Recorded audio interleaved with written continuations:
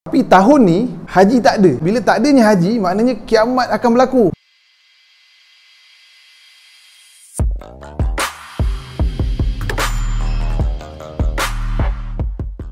Okay, Assalamualaikum guys, korang bersama saya lagi, Amar Sufi Ali. Okay, before that, saya nak ucapkan terima kasih kepada semua yang support video kita sebelum ni, video Muhammad Ali, Allah is the greatest. Almost 1 juta viewers dah tengok. Yang paling penting adalah manfaat yang korang dapat daripada video tu. Tahniah juga siapa yang dapat free gift baju Muhammad Ali, Allah is the greatest ni. Kita ada sikit lagi, siapa nak boleh PM kita. Okay, dalam video kali ni saya nak share, kita tahu sekarang kita masih dalam fasa pemulihan PKP ni, dan kita bakal merayakan satu perayaan iaitu Raya Haji. Bila kata-kata pasal Hari Raya Haji ni, orang akan pergi haji. Tapi tahun ni haji tak ada. Kerajaan Arab tak bagi orang luar masuk Saudi. Bila tak adanya haji, maknanya kiamat akan berlaku.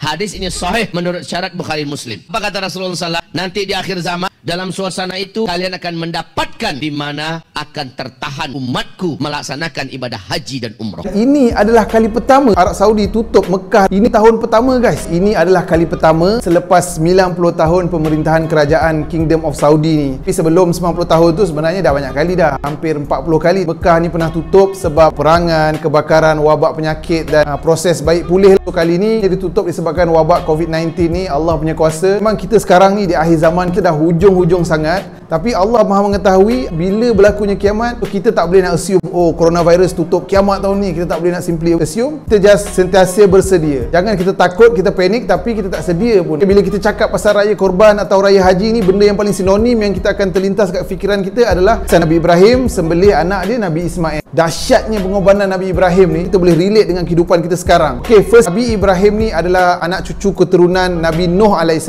dan dia dilahirkan di zaman pemerintahan satu raja yang kejam, Namrus laknatullah, di kota Babylon. Tapi satu benda yang saya nak korang masuk dalam minda dan kepala otak korang, bila kita cakap je pasal Nabi Ibrahim ni, kita kena ingat dia adalah bapa segala pengorbanan. So kalau korang rasa korang mengalami apa-apa pengorbanan yang sukar lah dalam hidup ni, kita ingat balik kisah Nabi Ibrahim. Okay, sebenarnya haji pada tahun ni dah dibenarkan, tapi hanya kepada 1000 orang, dan ia hanya boleh orang yang memang ada dekat Mekah sekarang. Tapi peraturan dia agak ketat lah. Orang luar memang tak dibenarkan masuk. Surah Mekah ni seperti yang kita tahu, macam mana Nabi Ibrahim bawa Siti Hajar AS dan Nabi Ismail AS ke satu wadi ni, satu lembah yang tak ada apa-apa ni, ada sumber kehidupan. Dan Siti Hajar ni ditinggalkan dengan satu orang anak kecil yang masih menyusu, iaitu Nabi Ismail AS. Hari ni time musim PKP ni, mungkin ada keluarga yang alami kesusahan. Anak dia tak ada susu, dia memang betul-betul tak ada duit nak makan, mengharapkan sumbangan orang. Kita tahu ada orang yang memang tengah mengalami kesusahan ni. Ada yang sampai tak boleh nak bayar sewa, ada yang kena halau rumah. So siapa yang tengok video ni, sama ada korang mengalami kesusahan sepanjang PKP ni, ataupun korang ada kenal, tag, ataupun korang boleh bantu dengan share dia punya masalah dia supaya ramai orang boleh bantu. Actually masa Nabi Ibrahim tinggalkan Siti Hajar dengan Nabi Ismail kecil dekat wadi lembah yang tak ada apa-apa, tak ada air, tak ada binatang, tak ada tumbuhan, tak ada manusia ni tadi,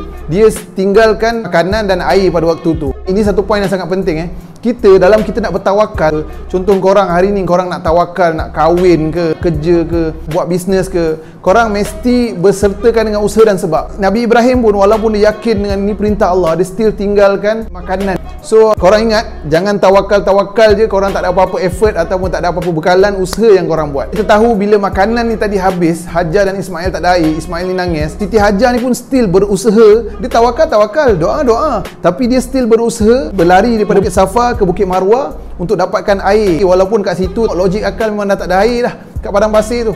Sebab usaha dia, yakin tawakal dia. Kita tahu yang Allah zahirkan air Zamzam dekat mana Nabi Ismail berada tu. Dikatakan dekat Jibril sendiri yang datang untuk keluarkan air Zamzam. Dan sampai hari ni siapa pergi umrah, kita dapat rasa air Zamzam sebab pengorbanan satu orang wanita yang berusaha untuk anak dia. Kat sini pun kita dapat faham, walaupun kita rasa macam kita tak boleh nak buat apa-apa pun, kalau kita berusaha, Allah boleh bantu kita walaupun benda tu nampak tak logik. Allah punya kuasa luar pada logik akal kita. So kita just berusaha dan doa, tawakal, insya-Allah. Ingat satu benda ni, rezeki tak pernah salah alamat, tapi kita yang tak usaha untuk duduk kat alamat tu.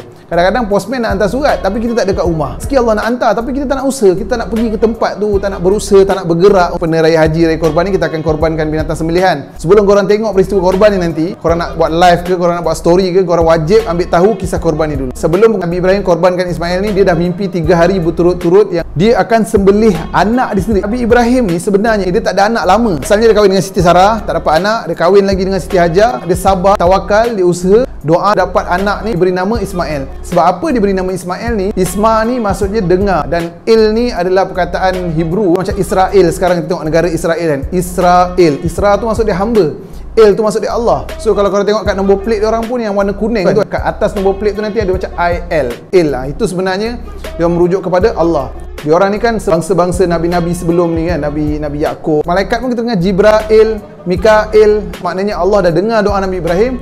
So dia bagi nama anak Ismail. So dia sayang anak dia yang dah lama dia tunggu-tunggu ni. Allah uji dia dengan untuk korbankan anak dia yang disayang ni. Nabi Ismail ni punya sabar, tawakal, dia faham. Jadi dia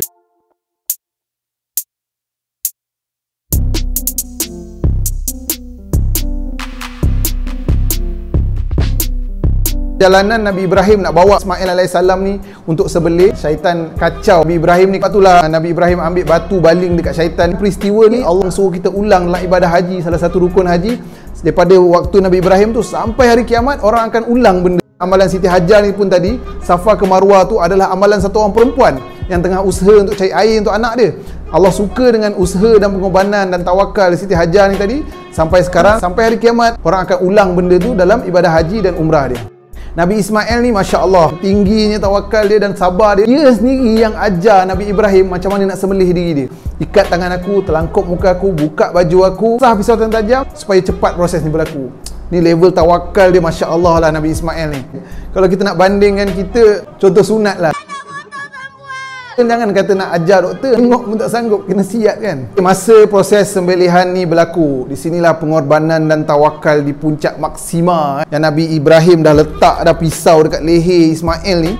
Ketika ni, ya Allah, satu orang ayah yang sayang satu orang anak yang dah lama tak jumpa, yang selama ni ditunggu-tunggu, dia doa, terpaksa sembelih semata-mata nak tunaikan perintah Allah. Masa dah letak pisau kat leher ni, ulama bagi tahu, para malaikat semua tengok peristiwa ni berlaku. Ulama bagi tahu yang kat langit ni Allah cipta malaikat ni, ada khusus malaikat yang tengah sujud, yang tengah rukuk, malaikat yang tengah qiyam. Tiap perbuatan kita dalam solat ni, Allah cipta malaikat khas untuk buat pergerakan dalam solat ni.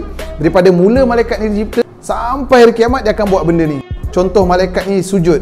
Daripada start malaikat ni dicipta sampai hari kiamat, malaikat ni akan sujud je. Masa Allah nak cipta khalifah di muka bumi ni, malaikat kata, ya Allah, adakah engkau akan ciptakan satu orang yang akan buat kerosakan atas muka bumi? Ya Allah bagi tahu, semuanya aku mengetahui apa yang kau tak tahu. Malaikat yang tak ada nafsu ni pun kagum. Allah suruh berdiri, tengok apa hamba aku ni, Ibrahim ni, manusia yang ada nafsu, ada kasih sayang, ada perasaan ni, sanggup buat ni kerana Allah. Malaikat yang tengah beribadat ni tadi semua bangun tengok manusia sanggup buat macam ni untuk tunaikan perintah Allah. Dikatakan malaikat Jibril ni lah yang tukarkan Nabi Ismail ni kepada kibas yang diambil daripada syurga. So masa nak bawa kibas ni, Jibril AS pun sebab tengok peristiwa ni. Lalu Jibril AS bertakbir, Allahu Akbar. Lepas malaikat Jibril takbir Allahu Akbar, Allahu Akbar, Ibrahim sambut, La ilaha illallah wallahu akbar. Tu Nabi Ismail yang nak kena sembelih tu pula sambut, Allahu Akbar walillah ilham. Sukanya Allah dengan takbir ni, dengan apa yang situasi yang berlaku ni sampai hari ni dan sampai kiamat, kita still laungkan takbir ni sewaktu raya. Allahu Akbar, Allahu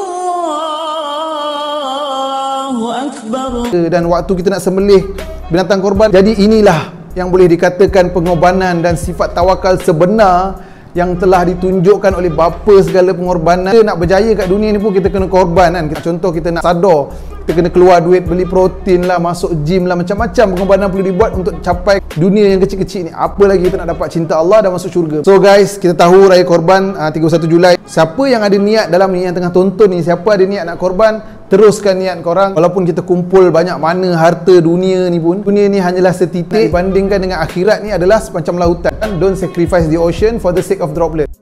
Jangan pula kita korbankan lautan yang luas tu semata-mata untuk setitik air. Jangan sampai sebab sibuk bekerja, study ke, sampai korang tak solat, tak tunaikan perintah Allah. Okey, macam biasa setiap video yang saya buat, kita akan bagi free giveaway. Dan kali ni Alhamdulillah kita ada sponsor yang nak sponsor lebih hadiah.